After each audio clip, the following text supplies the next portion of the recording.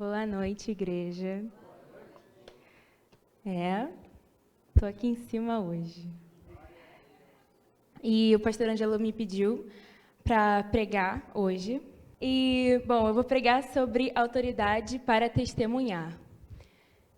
Eu achei que foi um tema bem forte, interessante, e eu quis buscar o significado dessas palavras, né? Da palavra autoridade e da palavra testemunhar.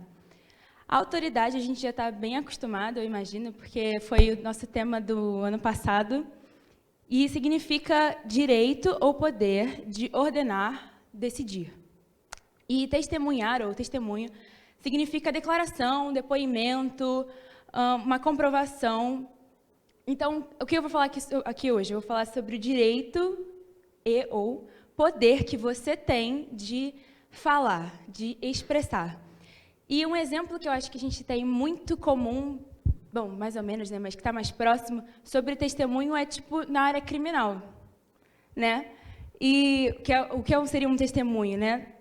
Nesse sentido. É, tipo, se alguém viu, ouviu, ou tem informações relevantes sobre aquele assunto, ela é intimada a falar sobre. Então, hoje, você será instigado a falar sobre Deus, a ter o seu testemunho, a falar às pessoas o que você recebeu, o que você sabe, o que você acredita, o que nós acreditamos, amém? Então, eu gosto de tópicos, então vou começar a falar pelo primeiro tópico, que é testemunhar, é expressar.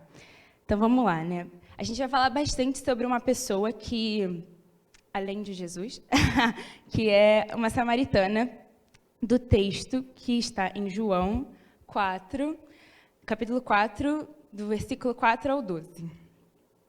Então, por que eu estou dizendo isso, né? Porque testemunhar é expressar, porque precisa ser falado. Bom, a gente vai falar da história dela, essa mulher que era uma samaritana, e ela está em Samaria, numa cidade que chama Sicar. Então, vamos lá. Era-lhe necessário passar por Samaria. Assim, chegou a uma cidade de Samaria chamada Sicar, perto das terras de Jacó, que Jacó dera a seu filho José. Havia ali o poço de Jacó. Jesus, cansado da viagem, sentou-se à beira do poço. Isto se deu por volta do meio-dia. Nisso veio uma mulher samaritana tirar água. Disse-lhe Jesus: dê-me um pouco de água. Os seus discípulos tinham ido à cidade comprar comida. A mulher samaritana lhe perguntou: como o Senhor, sendo judeu, pede a mim, uma samaritana, água para beber? E aí o texto mesmo explica que é porque os judeus não se davam bem com os samaritanos. Pode seguir. Jesus lhe respondeu: se você conhecesse o dom de Deus e quem lhe está pedindo água, você lhe teria pedido e ele teria dado água viva. Disse a mulher: o Senhor não tem como tirar a água e o poço é fundo. Onde posso conseguir essa água viva? Então, aí ela já começa a não entender. Ela é uma mulher que ela não entende, que ela não sabe do que ele está falando, ela não sabe muito menos quem ele é. E isso é bem profundo, porque ele está ali, ele é Jesus, né? Tipo, hoje em dia a gente sabe quem ele é, hoje em dia a gente sabe que ele é maravilhoso, perfeito. Mas ela não conhecia esse homem, então ela fica, tipo, o que ele está falando, que ele está falando sobre água viva? Não estou entendendo. Aí, segue. Acaso o Senhor é maior do que o pai, nosso pai Jacó, que nos deu o poço, do qual ele mesmo bebeu, bem como seus filhos e seu gado? Essa hora que vocês vão falar assim comigo, tadinha. Tadinha, porque ela não entende, ela não está compreendendo a profundidade de com quem que ela está falando. Ela está falando com Jesus, o cara que salvou o homem que salvou o mundo. E ela não entende a profundidade, ela não sabe com quem ela está falando. E ela pergunta: acaso o Senhor é maior que o nosso pai Jacó? Engraçado, né, ler isso hoje em dia. Enfim, então ela não está entendendo, ela não sabe com quem ela está falando. Seguindo. João 4, 16 ao 19. Então, ele disse: vá, chame o seu marido e volte. Não tenho marido, respondeu ela. Disse-lhe Jesus: você falou corretamente, dizendo que não tem marido. O fato é que você já teve 5, e o homem com quem agora vive não é seu marido. O que você acabou de dizer é verdade. Disse a mulher: Senhor, vejo que é profeta. Essa parte na minha Bíblia está escrito assim: nossa, que fora. Por quê?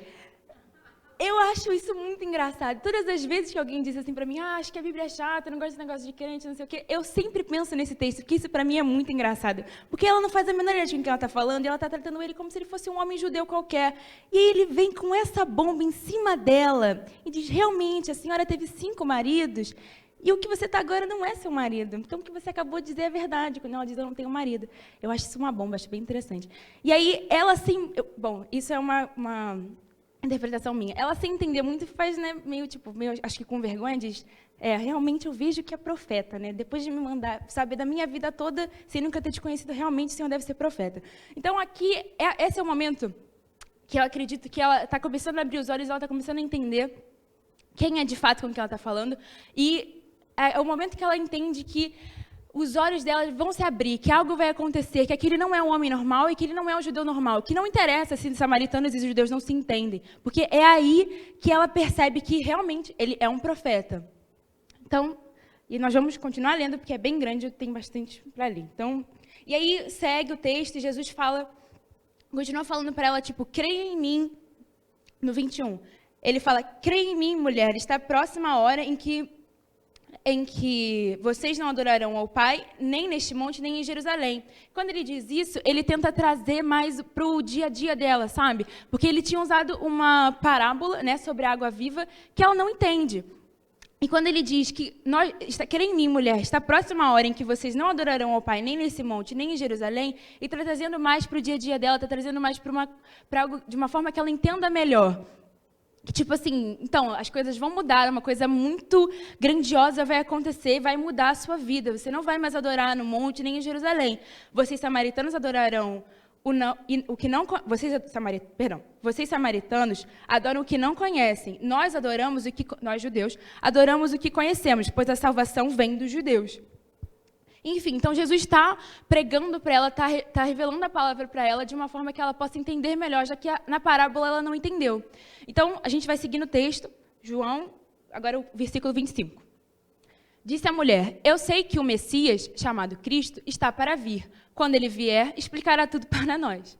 Então Jesus declarou, eu sou o Messias, eu que estou falando com você. Aleluia. Porque... Então, ele tem falado para ela, ele está falando com ela sobre a nova adoração, sobre a nova Jerusalém. Ele está revelando a ela uma palavra que é realmente preciosa, que é muito profunda. Ela não compreende e ela ainda responde a ele dizendo, eu sei que o Messias chamado Cristo está para vir. Então, naquele momento em que ela diz, Senhor, vejo que é profeta, sim, ela está entendendo que ele é um homem diferente, que ele é um homem importante, mas ela continua sem compreender 100%, porque ela responde a ele dizendo, eu sei que o Messias chamado Cristo está para vir, mas ela não entendeu ainda que o Cristo é ele mesmo. E Jesus se faz mais claro ainda, dizendo, eu sou o Messias, amada, eu que estou falando com você. Então, esse aqui, para mim, é o momento ápice. É aqui porque ele se revelou para ela inteiramente, 100%. Então, não tem mais como ela voltar atrás, não tem mais como ela ser a mesma pessoa daqui para frente. Então, 28. Então, deixando seu cântaro, a mulher voltou à cidade e disse ao povo, venham ver um homem que me disse tudo o que tenho feito. Será que ele não é o Cristo? Muito engraçado, né? De novo, tadinha. Bonitinho. Então, ela continua desacreditada, de certa forma, porque ela entende que ele é um homem importante, ela entende que ele é um homem diferente, mas ela está preocupada, ela não consegue entender que ele é o Cristo, que ele é o próprio Messias, que inclusive se revelou para ela em palavras. Ele disse com todas as palavras, eu sou o Messias, mas ela não compreende isso. Então, mas o que ela faz, e que esse é um momento muito importante do texto, ela diz, venham ver um homem que me disse tudo o que tenho feito. Então, ela chama outras pessoas para ver, ela chama mais gente para entender, para compreender de quem que ela está falando, quem é esse homem importante. E ela segue dizendo, será que ele não é o Cristo? Então, 39. Muitos samaritanos daquela cidade creram nele, por causa do seguinte testemunho dado pela mulher. Mais uma vez. Muitos samaritanos daquela cidade creram nele por causa do seguinte testemunho dado pela mulher. Ele me disse tudo o que tenho feito. Assim, quando se aproximaram dele, os samaritanos insistiram em que ficassem com eles, e ele ficou 2 dias. E por causa da sua palavra, muitos outros creram, e disseram à mulher: agora cremos não somente por causa do que você disse, pois nós mesmos o ouvimos e sabemos que este é realmente o Salvador do mundo. Aleluia. Eu achei esse texto impressionante, e algumas coisas que eu gostaria de destacar é que talvez vocês vão testemunhar a pessoa. Esse é o maior objetivo dessa pregação, é incentivar a vocês a testemunhar. Não que vocês não testemunhem, essa é uma igreja que testemunha em nome de Jesus. Mas é lógico, né? É algo importante, eu vim aqui retificar isso. E então, quando ela diz que, ela chama outras pessoas, outros homens da cidade dela em Sicar, para ver aquele homem, Jesus Cristo, ou Cristo, Salvador.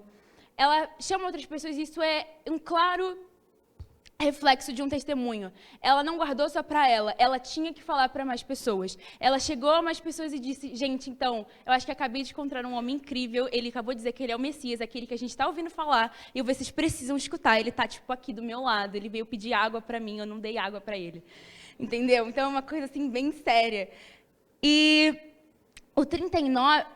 O 42 e o 39 são muito importantes, ao meu ver, porque dizem assim, de novo, muitos samaritanos daquela cidade creram nele por causa do seguinte testemunho dado à mulher. Então, eles creram só porque ela falou. Então, a palavra tem um poder muito significativo, muito importante. Então, quando você fala, quando você expressa, quando você não guarda para você, e você continua compartilhando aquela mensagem, outras pessoas te escutam e elas creem, elas acreditam na sua palavra. Elas entendem que o que você está falando é importante, porque é importante compartilhar e é importante expressar, porque se não é expressado, ninguém escuta. Se ninguém escuta, ninguém tem a oportunidade de encontrar esse Jesus maravilhoso do qual nós conhecemos.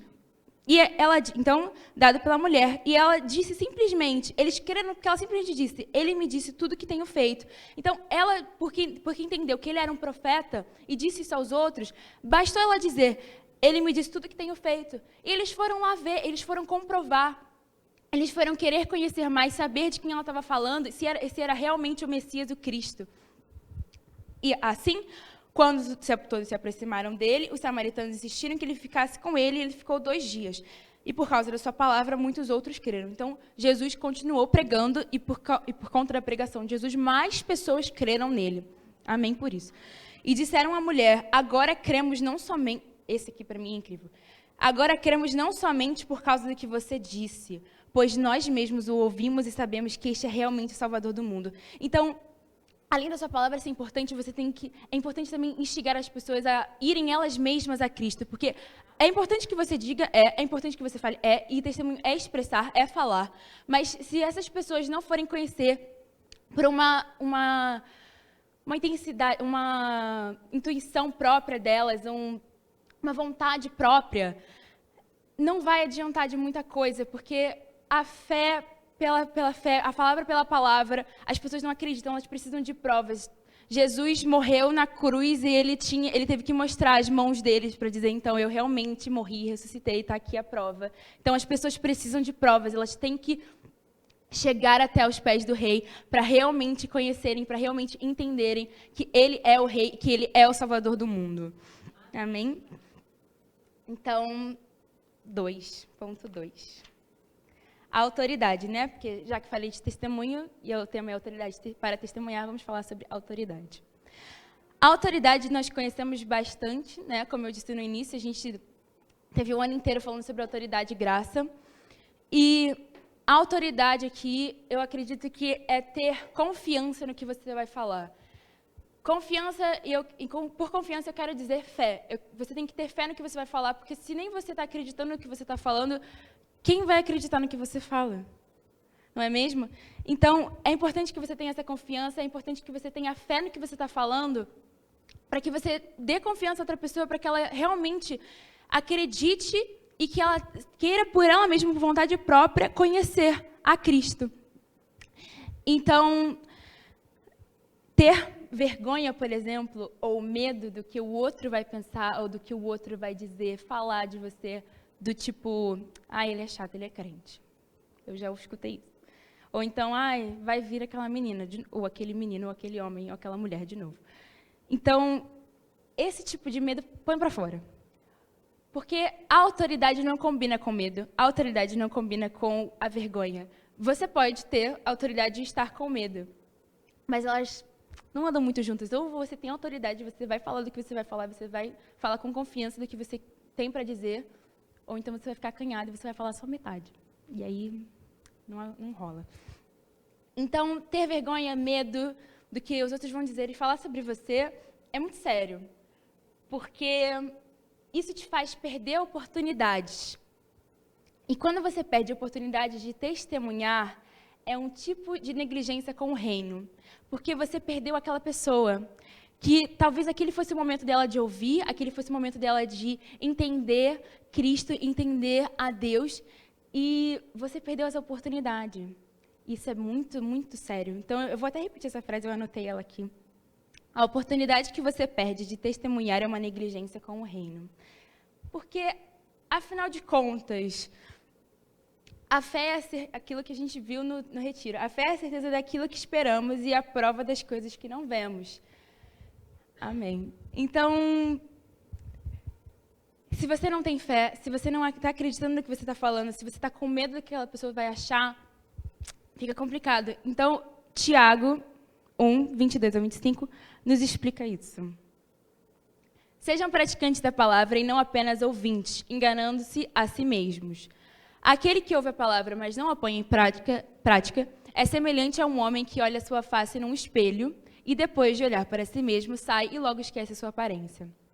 Mas o homem que observa atentamente a lei perfeita, que traz a liberdade e persevera na prática dessa lei, não esquecendo o que ouviu, mas praticando, será feliz naquilo que fizer. Vamos ler o 22 de novo? Sejam praticantes da palavra e não apenas ouvintes, enganando-se a si mesmos. Então, é tudo aquilo que eu tenho falado até agora. Se você está guardando o que você tem para falar, porque o reino é isso, o reino é propagado por nós, porque nós somos os filhos dele, nós somos os filhos de Deus. Então, se você está guardando o que você tem para falar, tem alguma coisa errada aí, porque sejam praticantes da palavra e não apenas ouvintes. Então, se você vem aqui todo domingo, toda quarta, só para ouvir, para se alimentar, você vai ser um obeso na fé. E isso é um problema muito sério, porque a gente não pode ser obeso, a gente tem que ser magrinho na fé. A gente tem que liberar o que você tem recebido. Porque isso é o mais importante, é que mais pessoas conheçam a Ele verdadeiramente, em espírito e em verdade, para que eles adorem junto conosco no céu. E dessa forma, Tiago termina dizendo, vocês estarão enganando a si mesmos se permanecerem guardando aquilo que você tem recebido aqui dentro, porque nós recebemos muito aqui dentro. Então, eu gostaria de ler, ainda nesse tópico, Daniel 1, capítulo 1, do 8 ao 15, que foi o texto principal do porquê, que foi o que mais me inspirou, que me levou a esses outros textos, porque ele é um testemunho da vida de Daniel e sobre o que aconteceu com a vida dele, porque ele obedeceu a palavra, porque ele resolveu colocar em prática a confiança, a fé dele em Deus. Então, só contextualizando, Nabucodonosor, ele cercou a cidade de Judá, em Jerusalém, e mandou os chefes dos oficiais dele, de Nabucodonosor, buscarem alguns jovens de boa aparência para servir ao palácio. Então, eles estariam lá obrigados. Então, vamos lá.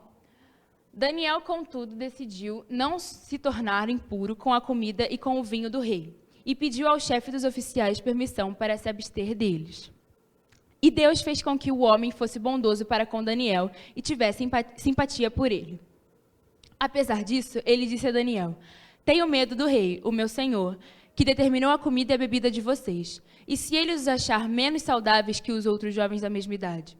O rei poderia pedir a minha cabeça por causa de vocês. Daniel disse então ao homem que o chefe dos oficiais tinha encarregado de cuidar de Daniel, Ananias, Misael e Azarias, que foram os 4 que foram escolhidos pelo rei para trabalhar no palácio.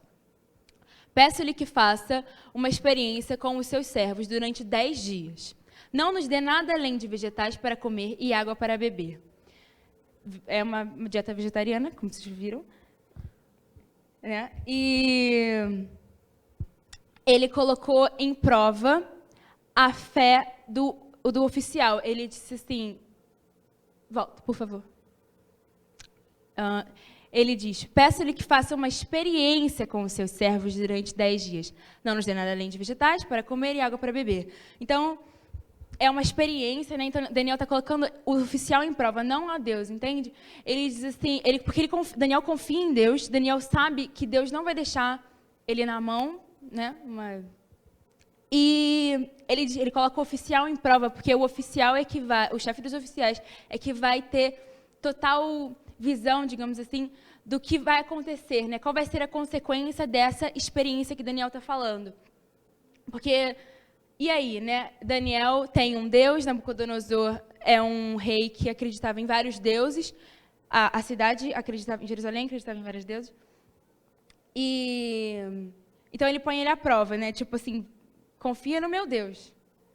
Depois compare a nossa aparência com a dos jovens, que comem a comida do rei e trate os seus servos de acordo com o que você concluir. Ele concordou e fez a experiência com eles durante 10 dias, o que Daniel já tinha proposto. Passados os 10 dias, eles pareciam mais saudáveis e mais fortes do que todos os jovens que comiam a comida da mesa do rei. Então, só até aí. Então, Daniel colocou o chefe dos oficiais em prova e disse assim, eu vou fazer isso e tipo, em 10 dias e a gente vai comer o que seria menos, talvez, do que os outros rapazes. E eles se tornaram, na consequência, foi que eles se tornaram mais saudáveis e mais fortes, ficaram mais revigorados, acredito, do que os outros. E, com certeza, esse chefe dos oficiais ficou extremamente impactado, eu imagino, né? Isso não está no texto, mas eu permitia que a minha mente pudesse imaginar isso. Porque, com certeza, deve ter sido incrível para ele, porque ele só comeu vegetais. Daniel, Ananias, Misael e Azarias só comeram vegetais e beberam água. Então, que profundo, né? Tipo, com certeza, aqueles outros homens que estavam lá, que foram pegos pelo rei para servir ao palácio, deviam ter comido, sei lá, o que hoje seria o quê? Uma carne, uma picanha? Não sei, a comida do rei que fosse a mais incrível, que ela, infelizmente, era oferecida aos deuses primeiro, antes de serem dadas aos meninos, né? Enfim, rapazes. E Daniel, contrariou completamente essa estatística e falou, cara, o meu Deus é incrível e é isso aí. Ele comeu só vegetais e bebeu água e se tornou mais forte e mais saudável do que os outros rapazes. Terminando. O último tópico. E então, você aí que já entendeu que você não pode mais ser um obeso na fé, que você não pode ficar retendo sem dar, porque dar é melhor do que receber, que você precisa testemunhar, que você precisa dizer aquilo que você tem recebido do Senhor, e que a sua autoridade conta muito, que a sua confiança na sua fé muda completamente a visão de que as outras pessoas terão quando te ouvirem. Qual é, então, o testemunho? Porque acredito que a maioria aqui tem um certo tempo de crente, né, de cristão, e você já deve ter ouvido algum testemunho do tipo, da pessoa que talvez fosse, era da prisão, saiu da prisão, encontrou Jesus, não sei, tinha algum envolvimento com drogas, né? Sempre tem esses testemunhos que são bem pesados e que sempre marcam a nossa vida. Mas, às vezes, você nunca passou por isso, eu, pelo menos, nunca passei por isso, então não é o testemunho mais impactante para as outras pessoas. Mas eu queria te dizer que esse não é o mais impactante. O maior testemunho de todos está em Romanos 10, de 9 a 10. Se você confessar com a sua boca que Jesus é Senhor e crer em seu coração que Deus o ressuscitou dentre os mortos, será salvo. Pois com o coração se crê para a justiça e com a boca se confessa para a salvação. Então, se você não sabe do que vai lá, se a sua vida não foi triste, Se você nunca passou por grandes coisas, você acha que não tem muito o que falar de você mesmo, porque testemunhar é isso também, falar sobre o que você já viveu, o que você já sentiu, recebeu do Senhor. Tá aqui a resposta. Fala para a pessoa do plano de salvação, fala, então, tá tudo bem, tem um lugar lá em cima, enfim, não sei, um lugar que é o nosso céu, que é para onde nós vamos, que é onde nós vamos morar, que está sendo feito, preparado, perfeito para nós.